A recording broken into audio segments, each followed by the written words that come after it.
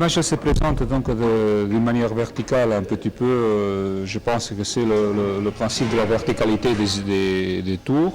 Les tours, j'ai voulu les représenter comme des faisceaux lumineux, tout simplement. C'est quand même d'une manière sous-jacente. Et puis, l'essentiel de la conception de l'image correspond à ces ruines de tours jumelles, à travers lesquelles le statut de la liberté, comme un message d'espoir, comme un message de liberté, comme un message d'un demain un peu meilleur, sans aller à dire plus jamais ça, parce que certainement que ça ne pourra pas se faire, elle émane donc de toute cette destruction.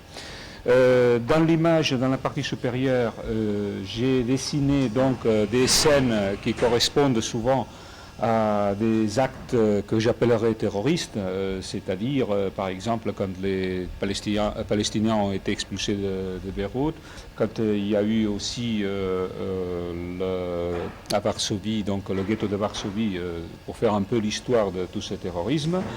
Il y a eu aussi les Kurdes qui ont été expulsés de la Turquie, et aussi ces femmes afghanes qui ont souffert tant d'années, qui souffrent encore à certains endroits, le fait d'être voilé.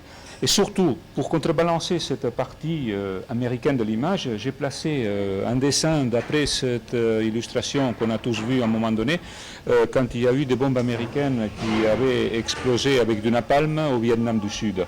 Et c'est cette petite fille vietnamienne qui courait vers nous en pleurant. C'était l'horreur, c'était vraiment la pire tragédie qu'un enfant pouvait subir.